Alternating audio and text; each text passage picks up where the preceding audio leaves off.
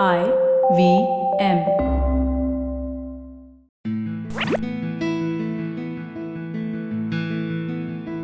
Hello and welcome to the Habit Coach podcast. I'm Ashdin Doctor, your habit coach. And today with us for the 1000th time, I think, we have Dr. Vignesh Devraj. He's one of the most requested guests on the episode. He is an Ayurvedic doctor and I love the way that he explains difficult concepts in a way that I can understand. Today, we're going to deep dive into a very interesting topic, which most people don't really talk about or think about when we think about Ayurveda. We're going to be talking about aesthetics. So, like, how do you take care of your hair? How do you take care of your skin? The vitality that your face shows. All these interesting things in today's episode. So, Vignesh, welcome to the Habit Coach podcast. Thank you so much, Ashdin. For the 1000th time. Always a pleasure to be a frequent flyer in your podcast. Thank you. Vignesh, this whole podcast idea came because, as you know, I've been growing my hair for the last year and things like that. And people keep asking me, so tips on hair growth and stuff like this. And we were talking about how, I have white hair. You don't have a single white hair. Your father never had white hair. What is the secret to this whole white hair, black hair, hair health? What is Ayurveda's perception on hair? One good thing about being a podcaster, if you have something that you need to search for, let's just get an expert and then let's just ask him. Correct. Exactly. This is like free prescription. And you get the content and you get personal coaching. I love it. That's the best part of it. I love that in my podcast too. So when it comes to hair, in Ayurveda, we have this concept of dhatus. The word dhatu in Sanskrit literally means that which supports. So, when you go to many Ayurvedic doctors or physicians or practitioners, they talk about vata, pitta, kapha. So like that, there is the 7 supporting elements. So the food we eat, it becomes like chyle, it blends with the enzymes in the body. And then the nutrition gets absorbed to the blood and the waste gets eliminated. And from the blood, all the nutrients goes to the required parts of the body, organs, cells. And then it becomes muscle, it becomes bones, it becomes reproductive tissue as well. So like this, there are 7, I just mentioned some of them, there are 7 dhatus. So hair is considered something like an upadhatu, like after the dhatu, something that comes beyond that. So it's not part of the dhatus. It's not part of the dhatu, it is like an end result. So to give you the best explanation, if you go to a community where there is a lot of poverty, maybe the possibility of art will be very difficult. The artist cannot survive where there is too much of poverty. But when you go to very well-developed community or cultures or countries, you will see art is in abundance because you need a lot of safe space to have art. You can be artistic and creative only when you feel safe and secure. But if you feel very insecure, but still some art will come, but it will not be that much appreciated. Correct. The same thing with your hair. It is like the upadhatu. Only when your dhatus are in a very good foundation, the upadhatus are looking good. So a good hair, good skin, good nails, these are signs of a very good vital body. That's why we are so obsessed with how the skin looks, how the hair looks. There's a huge industry going on then. And then, when you take a look at the hair, there are many things. Some people complain of hair fall, premature graying. Some people complain that the hair is very brittle or thin or split ends. Some people complain of dandruff. Like this, multiple issues come with hair. In general, it comes to how good your health is. Your quality of your health will decide how good your hair is. But of course, genetic predisposition plays an important role. Let's say parents had balding issues at a very young age. Maybe this could have a predisposition. Doesn't guarantee you will have that, but this will have a predisposition. So in Ayurveda, hair is considered as an end result of your vitality. Upadhatu means when your dhadus are in very good shape, then the upadhatus become very good. So that's one approach in looking at hair and skin and nails and other things. So it's very interesting. So once enough of the needs have been taken care of, once there's a slight excess in vitality, energy, nutrition, only then do the upadhatus actually flourish. Yes. What if you go through a period of poverty and then you become rich? Do your upadhatus change? Yes, you will see a lot of people too. I've seen patients, they would have some issues with alcoholism. And then, I put them through some therapy and also a detox therapy like Panchakarma. And then I convinced them to give up alcohol. And then after 6 months, they say, after I gave up alcohol, my gray hair started becoming black. My hair is looking thicker, my skin is looking better, I'm thinking better. So what actually alcohol does, especially if they're drinking alcohol for recreational purpose and then it becomes a habit, it's a lot of toxin, it's a carcinogenic toxin. I mean, if you drink it once in a while, your body can handle it to a certain extent. But if you're doing this on a consistent basis, the body finds it very difficult to process. So at that time, your body goes through a lot of poverty similar experience. So at that time, you don't have the luxury for good hair, good skin and other things. So that's why even if you go through a poverty and then you are going through a very good, wholesome nourishment, wholesome relaxation, a fulfilling work life, all of this is coming, then your skin, everything will change. You will see people, sometimes I prescribe some medicines to the patient and then the patient comes back and says, doctor, this whatever problem that I was facing, now it's gone. And then, as a doctor, you take pride in, oh, maybe it's a prescription and my diagnosis helped. And they say, no, doctor, actually, it's not your prescription. Actually, I changed my job. Or sometimes I separated from my girlfriend or boyfriend. Now I feel much better. That's what my breakthrough healing was. So sometimes the ecosystem also plays an important role. So it's the environment that changed dramatically. Exactly. That caused this to reverse and get better. You will see people within 1 year, they age like 10 years. Sometimes they get into a job they love or they get into a relationship or they get into a passion that they love. Suddenly they look younger. So, and this is just one aspect of the psychological part. Same with your body. When you get into a place where there is good routine, when there is good water, good food, then you will start, people say when I live in a big city and my lifestyle is very horrible, where there is no routine, I age faster or I look tired. But when I live in a very calm society where my routine is very good, I look younger. So that ecosystem plays an important role in your vitality. Interesting. If someone's listening to this right now and thinking that, I want to see if I can reverse my grain. I want to see if I can look younger.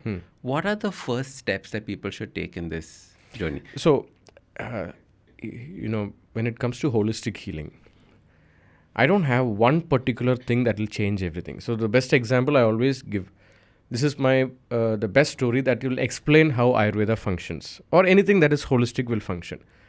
There was a father, he was reading his morning newspaper and then he was being irritated by his little son for his attention. So he wanted to keep the son engaged so that he can continue about his morning coffee and read the newspaper. So what he did, there was a world map in one of the pages. He tore the world map in a few pages and gave it to him and said, son, go fix this world map and come back. And the son goes and fixes the world map and comes back in a few minutes. And then dad thinks, oh my God, my son is a prodigy. How did he manage to do that? He's even yet to start geography classes. Then he realized, son said, it was very simple, dad. The other side of the page was the face of a man. So I just fixed the face of the man and the world map was automatically there. The same way when it comes to your hair or skin or even in many autoimmune diseases, we follow a protocol. First, we take an audit of their health. We have to correct their sleep, we have to correct their gut if they have any gut issues, if they have any overconsumption problems, if they take too much sugar or salt or alcohol or processed food, and how are they coping with stress, what is the factor, and then are they sitting in air condition all the time or are they putting all-nighters, and how is their overall surrounding and how much are they hydrating, are they having, and we do a blood test and understand, are they having any deficiencies.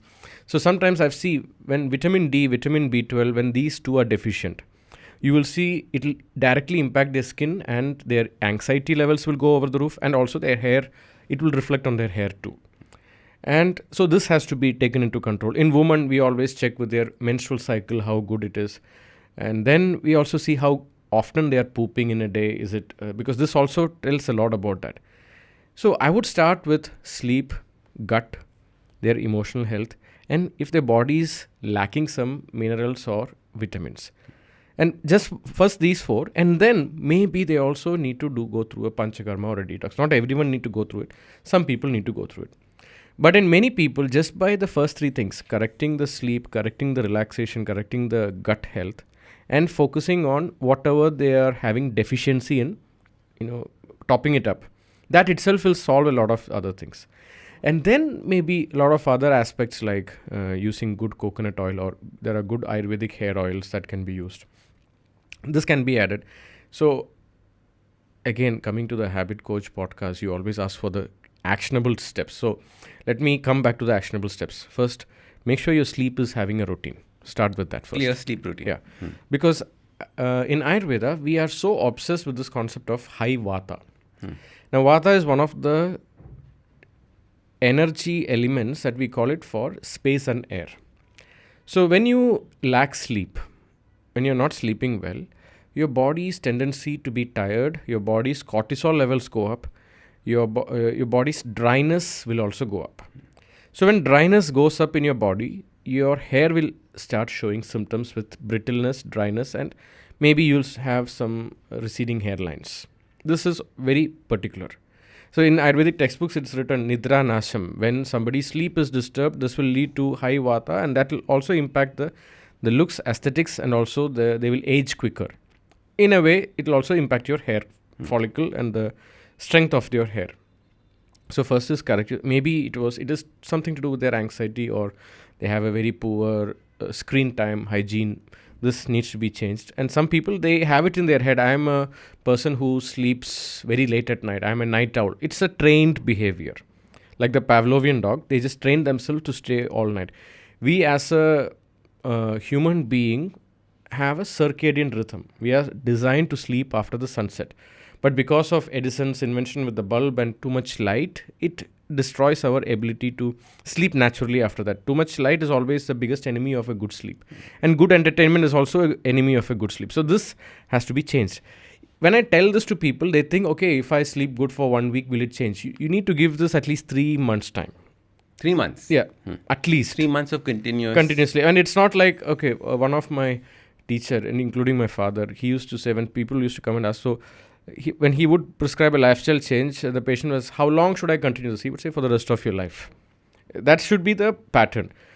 But people say, no, that's impossible. What a boring life will be. Yes, maybe it will be a boring life, but you're trading it off with something much better. So that's one thing that we will always check. Second thing, make sure your nutrition is having good, wholesome nourishment.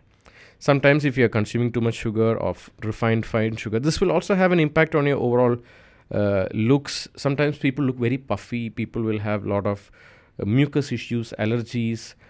This will have an impact from the food that they are consuming. If there is too much mucus in your system, this will also lead to disturbed sleep, and your metabolism will have a weakness. And that has to be corrected. So sometimes in women, we always check for iron deficiency. If they have iron deficiency, definitely there will be a issue with their hair. I mean, it's a correlation. Iron deficiency anemia has been found to contribute to hair loss or thin hair, because iron is a very powerful element, trace metal that we need in our body. Sometimes iron deficiency is not because they are not eating iron-rich food. I've seen chronic meat eaters having iron deficiency. Right. I've seen vegans also having anemia, meat eaters also having anemia. So it's very difficult to say what is what. But sure, if you lack food that is lacking iron, definitely it makes it difficult.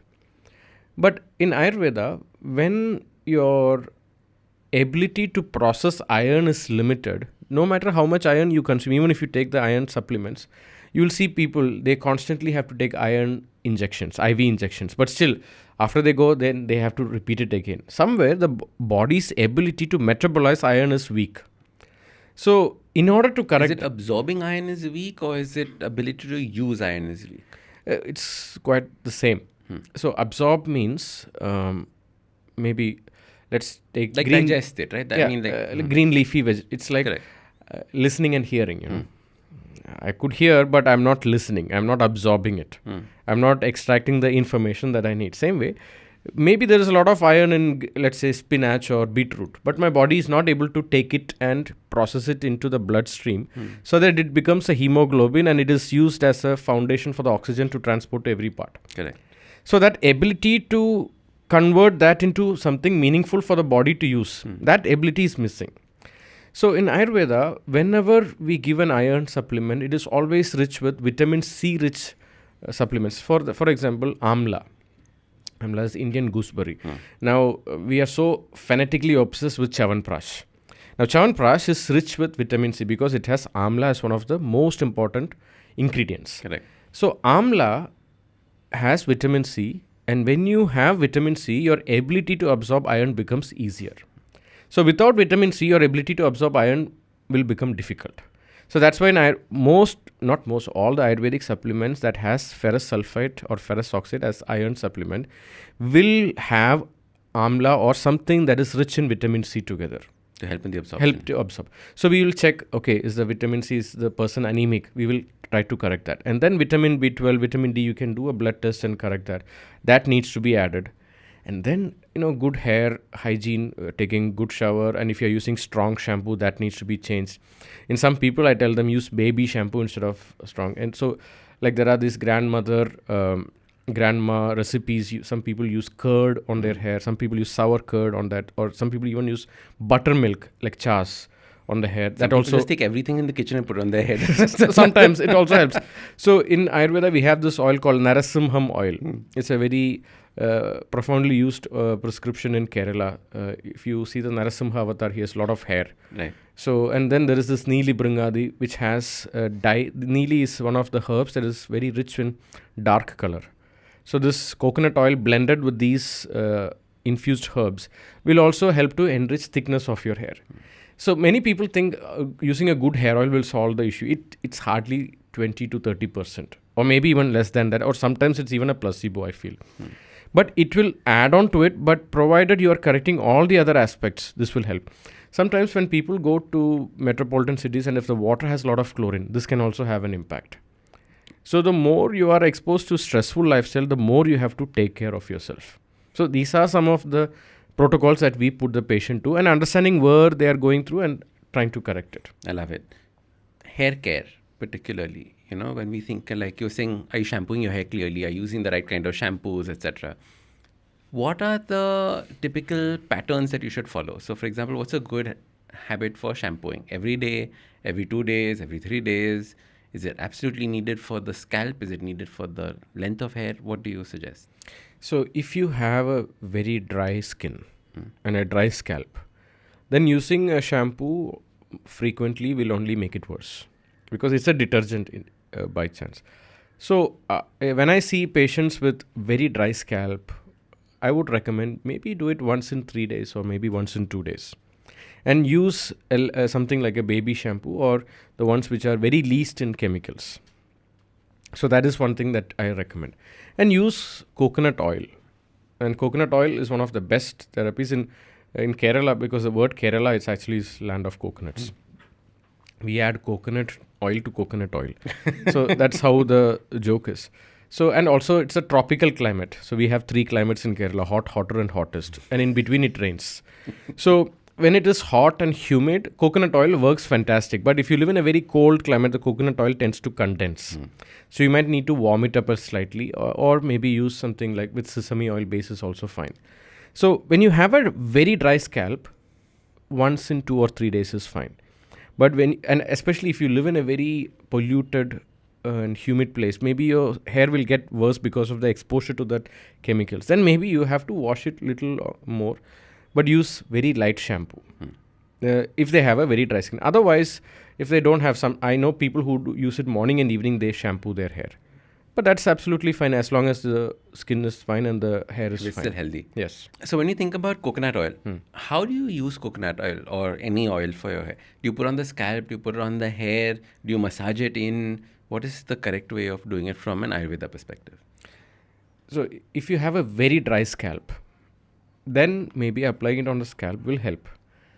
But if your hair is very thin, then applying it on the hair is also beneficial, because see, in Ayurveda we have these 2 qualities. In Sanskrit it's called ruksha and sneha. Ruksha means dry, sneha means oily, moist, or that which is very lubricated. The word sneha in Sanskrit also means love, and the reason why it's called love is because it keeps things together. So oil is something that helps to keep things together. And we don't like when things are dry. Nobody likes when the skin is dry. Or how to know if you live in a very dry climate, you need to constantly use a lip balm. Here in Bombay, you don't need you. It's actually you're breathing water. The humidity is very high. But if you go to Delhi in winter, you need to keep using lip balm. The skin becomes very dry there. So more dry, the more use of snehana. Because dryness makes high vata and it makes the skin brittle and it also makes the hair follicles or the cuticles come out. So at that time, you need more nourishment with coconut oil because coconut oil is a very condensed form. It always gets frozen in cold climate. You need to warm it up. So it's a very good strong base. So that's why coconut oil is very good.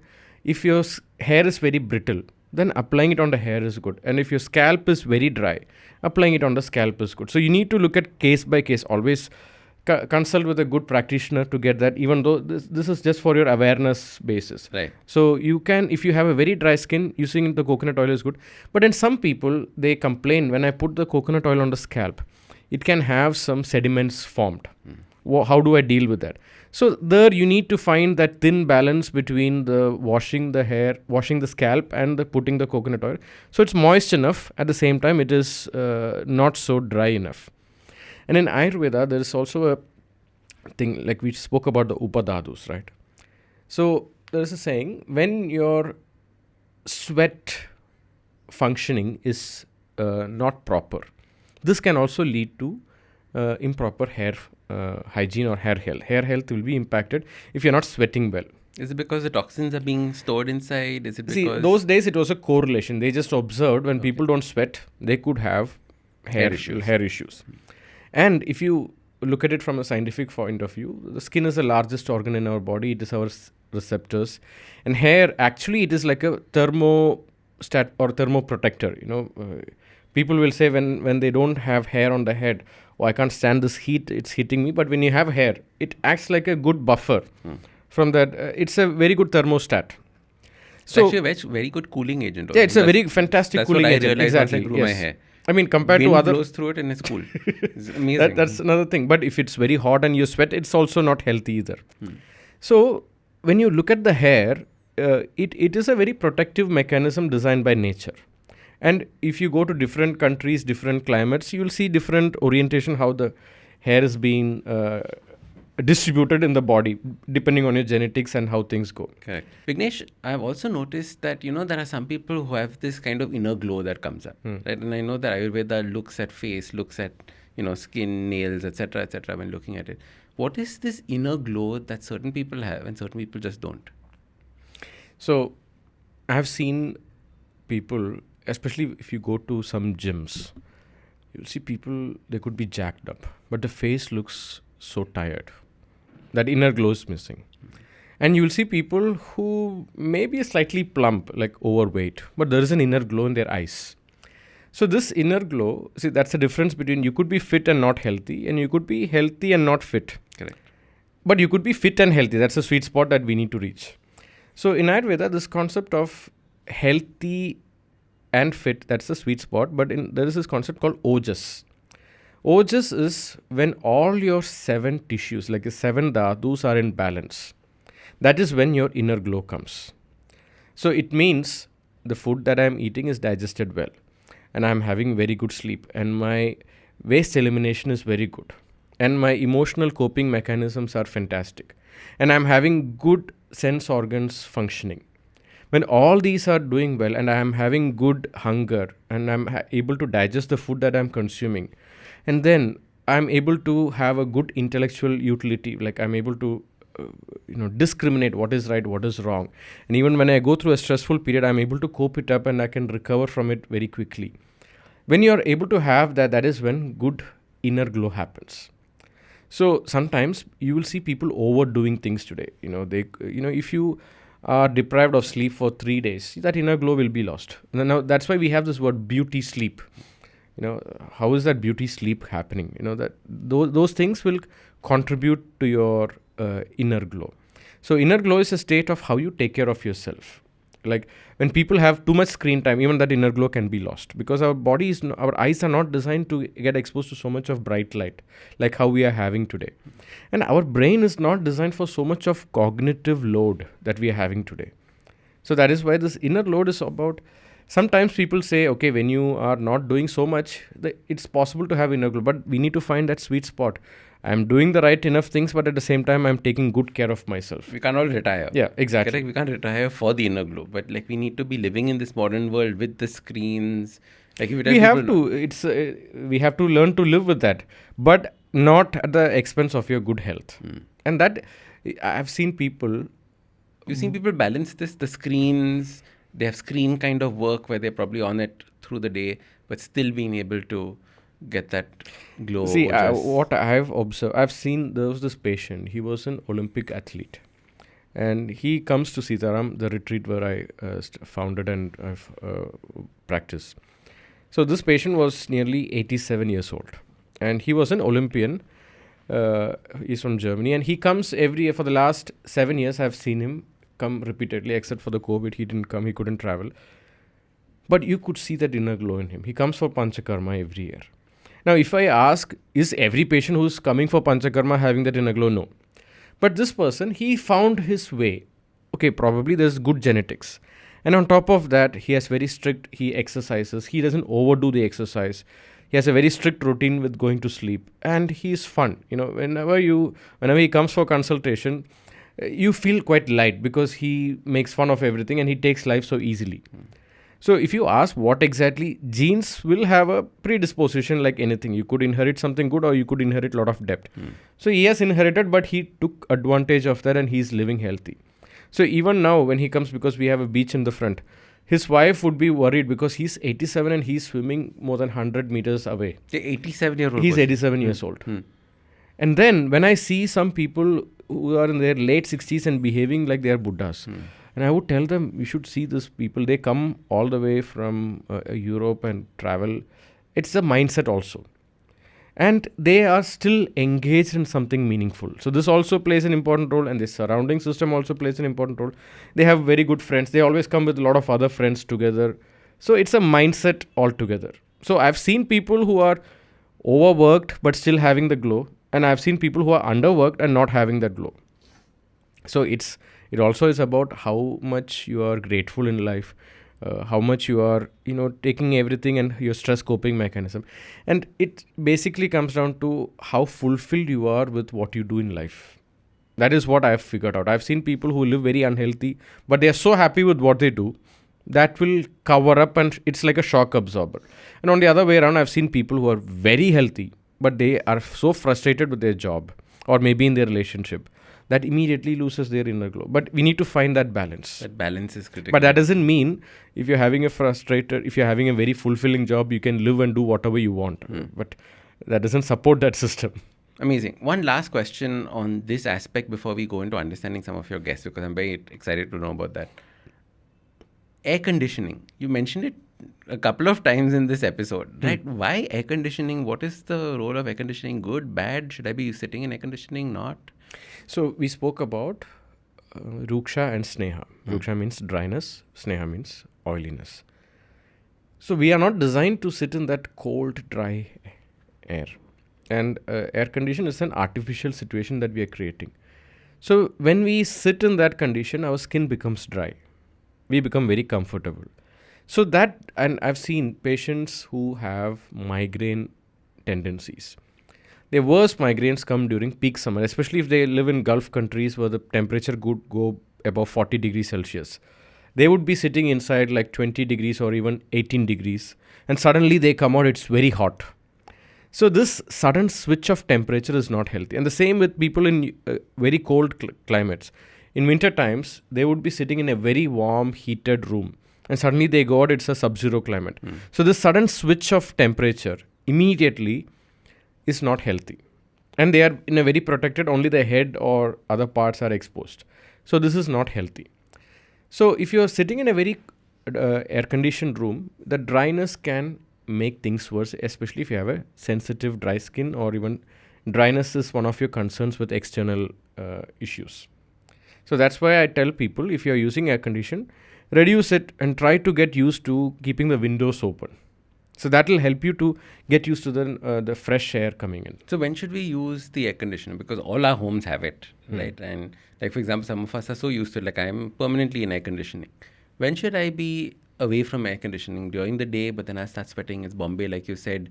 We are basically swimming in the atmosphere right now. Yes. So what should we be doing on, how do we get that balance in for air conditioning?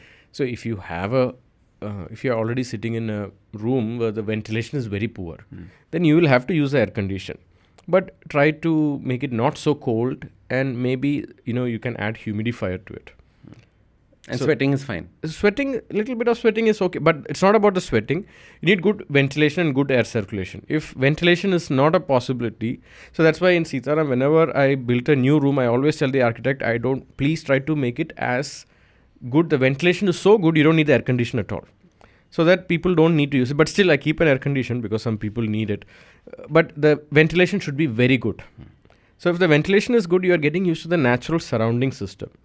So even in spite of that, if you live in a very hot and dry climate, you might need an air condition, but don't make it so cold. Let the dryness not be so intense so that it impacts your health. So people will have dry nose because of that, and then they'll have mucus issues because of this problem. So this is not an easy situation, especially if they have vata problems.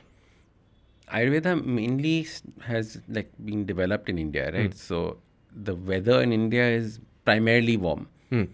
What about the cold climates? Because I know that you currently went and recently did a whole workshop with Wim Hof, where you were submerged in freezing cold water for God knows how many minutes, and you're getting used to the cold and things like that. What is the relationship between cold, natural, so not just air conditioning, and Ayurveda?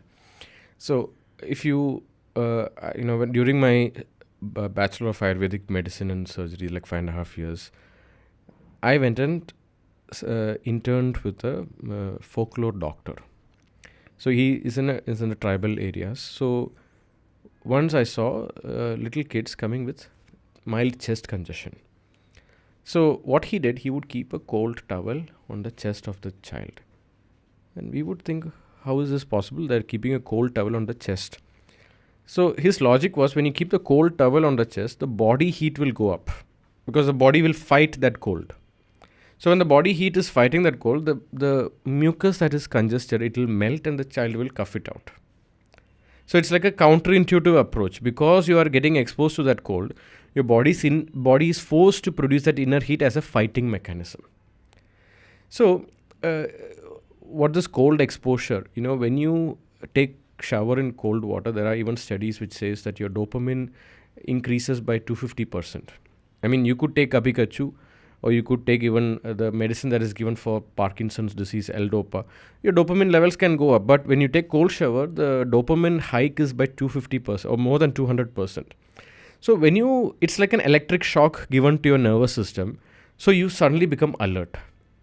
So when I did this workshop with Wim Hof, for me it was just curiosity, what is actually happening, and I started reading a lot about what cold exposure does. We have cryosurgery, we have cryotherapy, and suddenly when it is cold, you become alert. But it has to be done in a safe, protective environment. So when you expose yourself to up to 2 to 3 minutes, your body gets into a very good, it adapts to an anti-inflammatory mode because your body has to fight that external therapy.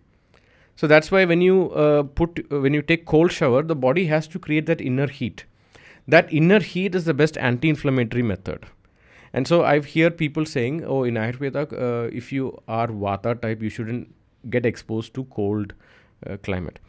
Yes, if you have tendencies of migraine, if you are feeling sick, if you have fever, if you have cold, then getting exposed to cold is not good. But if you are quite decently healthy, I mean, if you are feeling sick, you shouldn't even exercise. But if you are quite decently healthy, but even if you have a tendency of Vata problems, but if you are actually healthy, in my experience, when they do this cold exposure, I've seen people, their body's immune system gets better. I mean, this is my personal observation, and there are research which talks about higher anti-inflammatory method happening inside this mechanism happening in the system. At the same time, the dopamine level goes up. So this is what I figured out. So in Ayurveda, it doesn't say that you should not, it doesn't say you should or you shouldn't, but it talks when you're sick with high vata problems, you should avoid cold exposure. But it doesn't say for a healthy person to do or not to do. So people misunderstand when you have vata disease, cold exposure is not good. They call it, if you are a vata type person, you should not do it. That's a wrong misunderstanding, misinterpretation of what Ayurveda says. Because actually could help because of the immunity Exactly, as it yes. goes ahead. It's like, you are, so what is happening when you exercise? You are actually putting a stress to your muscles. You're breaking and tearing apart the muscle and giving it time to recover. Same way, when you expose yourself to 2 to 3 minutes in that sudden shift in that cold, you become awake. That's the logic behind that. I can't wait for you to get Wim Hof onto your podcast and We will. interview him completely on this. Because you get some fantastic guests on your podcast, right? I want to know about like 3 of your favorite guests that you've interviewed. Things that like our listeners will be like, wow, I never thought about it this way. One is, I'm sure you have heard about her, Marisa Peer. Of course. So the title of the podcast with her was Cure Comes from Curiosity. Like the word cure is actually derived from curiosity. You have to become more curious of what is missing, so that once you find the solution to that, you are cured. In that, she made a very profound statement. Actually, she said, I'm rephrasing a 19th century surgeon. But I don't know who the surgeon was. But whatever she reframed, I will just tell you the meaning of it. She was making a statement, if an emotion does not have an outlet through tears, like if I'm sad and if I don't cry, like if your emotion does not find an outlet through tears, it will make some other organ inside your body weep. Wow. So it's like you could have a tumor or, and I've seen this in personal experience with many of the patients when I take the medical history and they would say, I'm a cancer survivor, or I had a tumor and it was near cancer, and then thank God I detected it early. So when you go back, let's go back to when it was diagnosed, and let's go 1 year before that, what was happening. They would say I went through a bankruptcy or a separation, or sometime, maybe their dog died. It was very close to them. Or maybe they were going through a separation. Something like this could have happened and they didn't know how to cope with it. And they didn't have the right healthy coping mechanism. Or maybe they started indulging in unhealthy habits. And overnight, because they didn't go through this, that led to a lot of problems. And I've even had one patient, he was having hiccups. He's into speaking. And he was going through a breakup and he didn't know how to deal with it. And it was a hiccup thing as chronic. He had a acute hiccup issue. And at that point of time, he went to the doctor and doctor said, maybe we need to cut this nerve so that you don't have this hiccup problem anymore, because they are not able to find out why he was having this hiccup. So when he realized he's not sleeping well and the stress was taking a toll on his mental health, and he didn't cry, he didn't go through the grief. So sometimes we have to understand grief, anger, sadness, even though they are not healthy, but it is important to go through that. And we need to release it in a very safe outlet. See, it's only a person who can go through grief will know what it means to love. It's only a person who can be sad knows what it means to be happy. So only the root that goes really deep can go really tall up. Correct. So that's one profound thing that podcast with Marisa Peer I learned. It was very profound. I love it. So if you want to heal, become curious on what are the things that could possibly cause this. What can causes, yes. Express the emotions that are there. In a very healthy environment. Because, it's interesting, Vignesh, society doesn't allow you to express your humanness or your animalness. And our emotions are basically, basic needs, our animal needs. And society always tells you to suppress these things. It's not polite society to do these things. And I think it's important for us to realize that, but our body needs this in order to survive. Stretching, for example, is something that's so important. But if you start stretching here in the podcast, everyone think that you're lazy or you're sleepy.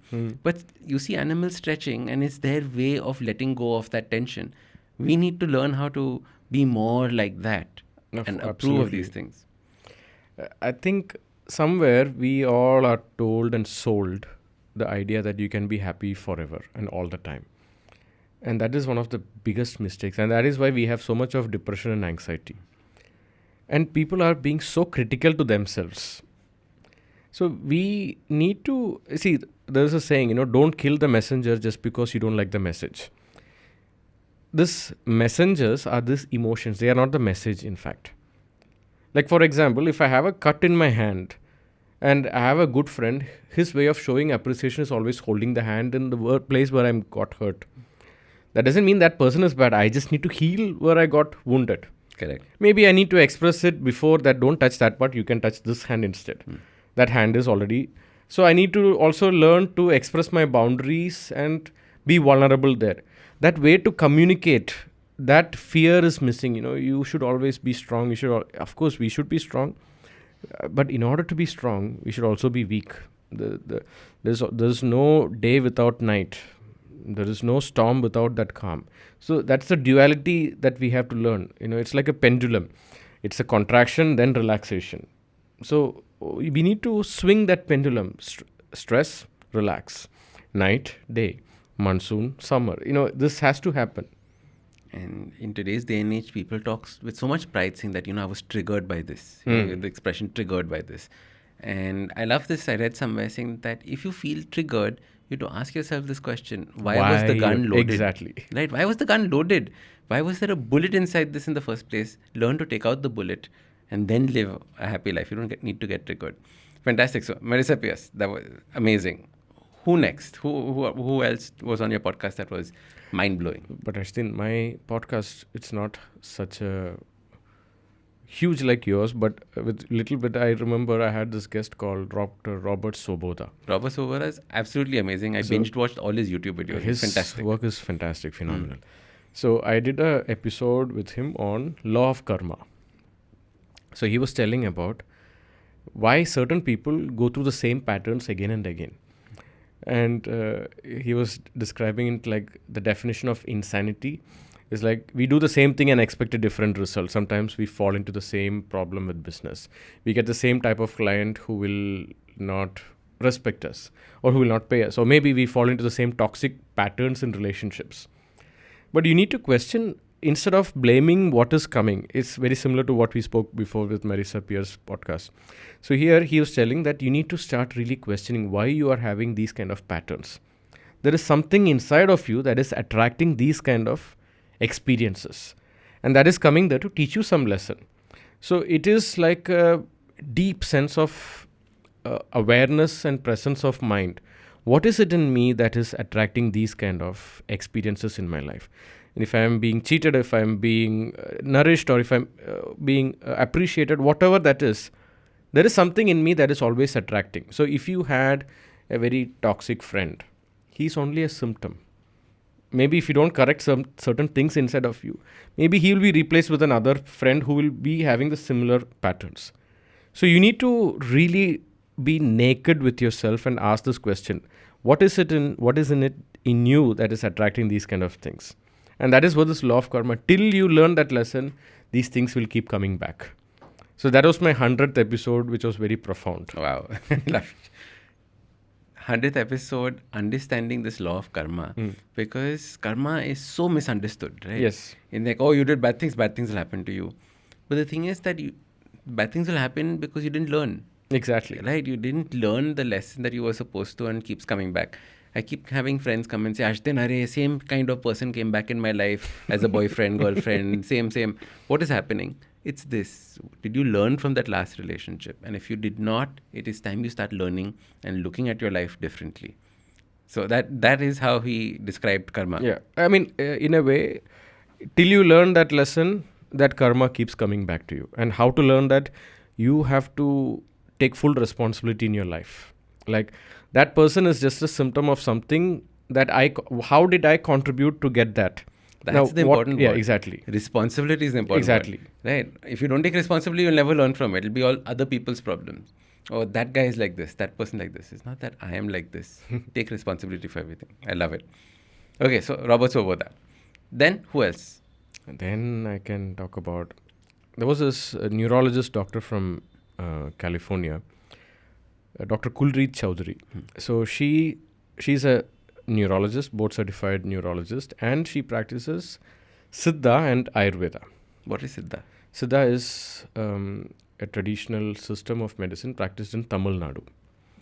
And she went and studied with Siddha, some of the Siddha doctors in Tamil Nadu, and Ayurveda also. And she highly prescribes mantras in her prescription, talks about some mantras that needs to be done. So I interviewed her too, and she wrote a book on sound medicine, which is a very profound book. I highly recommend people to read that. And she talks about, in Ayurveda, we read that our body is 5 sheaths. Like right now, I have skin and I have bones and I have maybe cells in, and then maybe I have a shirt on top of that. And if I take this shirt, it will have micro fibers, cottons, and stitched together. So our body has actually 5 layers. One is our food sheath. Food sheath is what we see with our perceived eye and the body weight that I'm having. Anything that you ate which has become part of you is your It's a food sheath. That is Annamaya Kosha. So like this, there are 5 sheaths. Annamaya Kosha, Pranamaya Kosha, Manomaya Kosha, Vijnanamaya Kosha, Ananda. There are these 5 layers. And what she was saying, the current investigative mechanism in the modern medicine is only limited to your food sheath. Like, okay, let's say somebody is sick. You go and do a blood test, you go do an MRI, you do an X-ray. That is just limited to your food sheath. But some people could have sickness that is outside of your food sheath. Maybe your aura is impacted. But see, here again, the problem with today we call the word science. The science has been hijacked by people who are in the laboratories. If I cannot prove the cause and effect in a laboratory, I cannot call this science. So anything that cannot be proved in a laboratory cannot be called as science.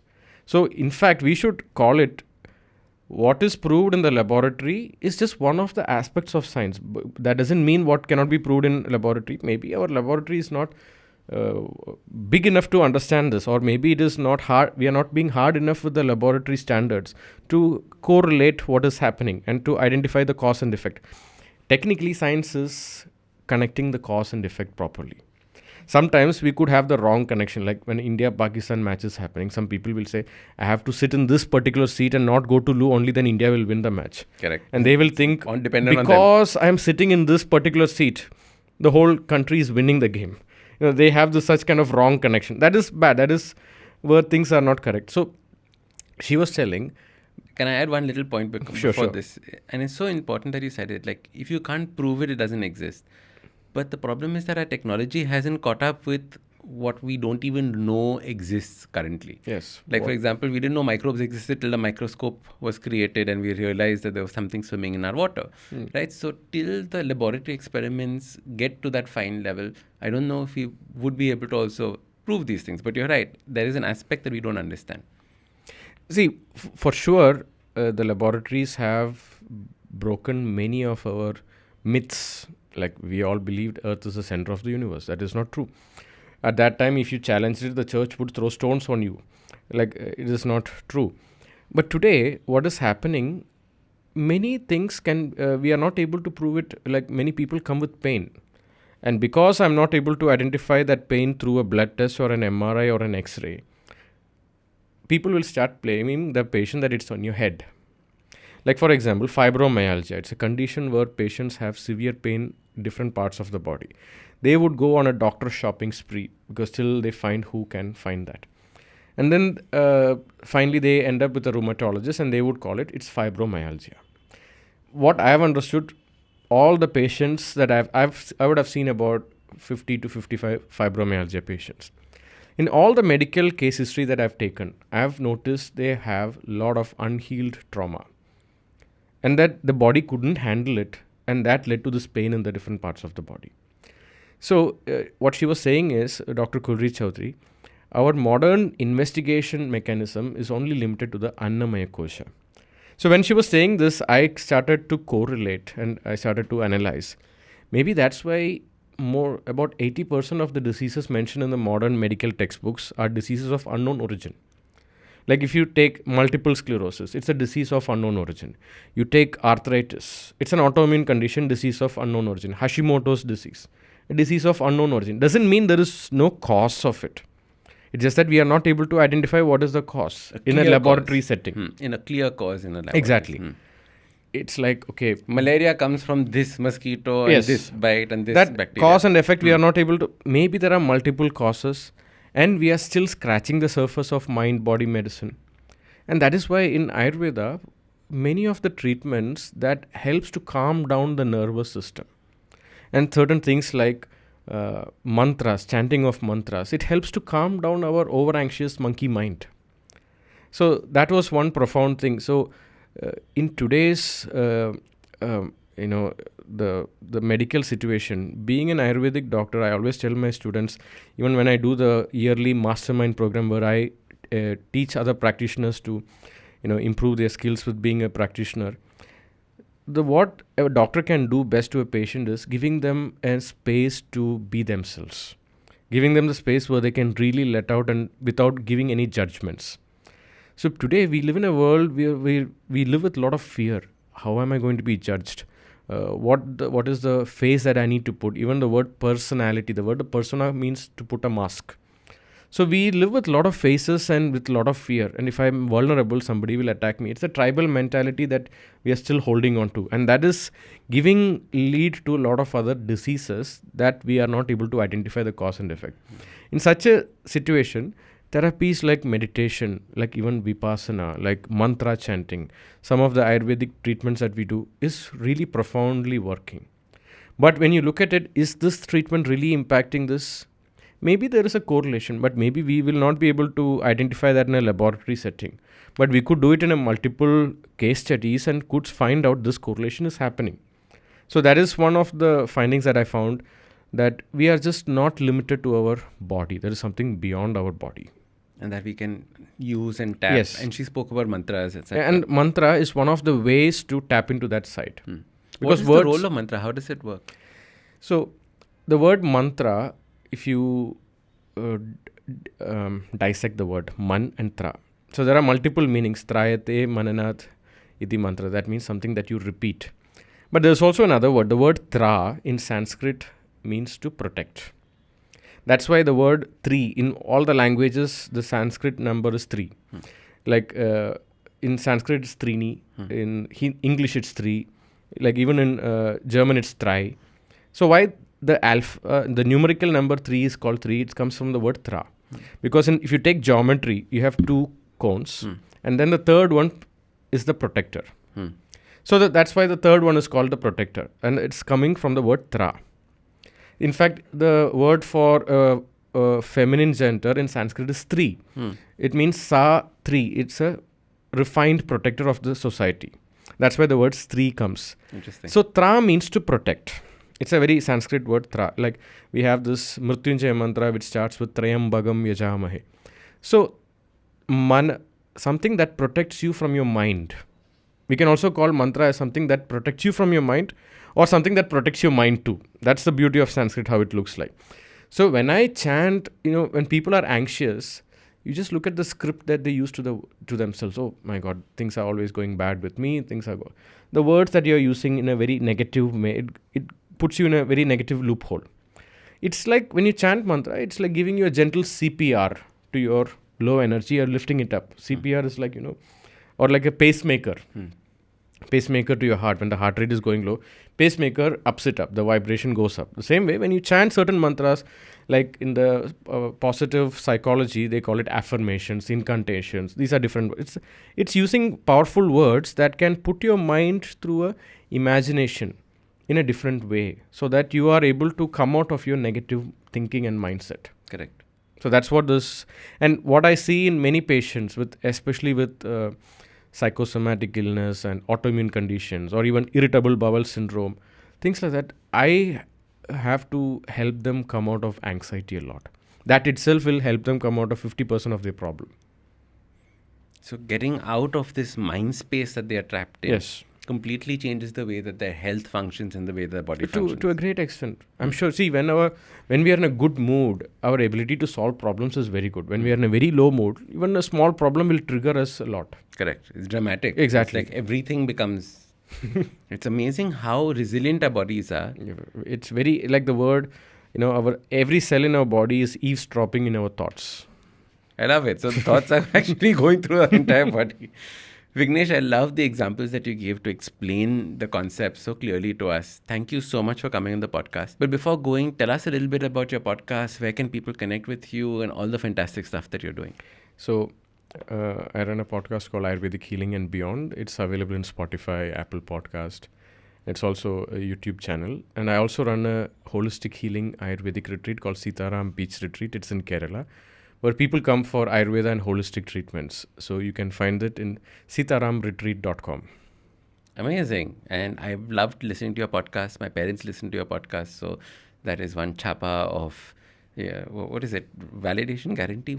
So do I listen to your podcast. It's one of my favorite pastime when I drive. Yeah, and we are good friends. So our conversations normally ramble along and we talk about things. But thank you so much for coming to the podcast. Welcome to the new studio. You are our first guest in the new studio. So a lot of inspiration from you as always with your content creation. Thank you. If you like this episode, don't forget to hit subscribe. Also give us a rating. It really helps with people discovering the podcast. If you like podcasts like this, check out other interesting podcasts on the IVM network. You can also watch all the episodes on the Habit Coach Awesome 180 YouTube channel. Follow us on social media. We are at IVM Podcasts on Twitter, Facebook, Instagram, LinkedIn, everywhere. You can also reach out to me. I am Ashdin Doc at Twitter and Instagram. You can connect with me on my website, awesome180.com. You can also check out my 2 new books, Change Your Habits, Change Your Life, and the second, The Book of Good Habits for Kids. I am Ashdin Doctor, your habit coach. IVM.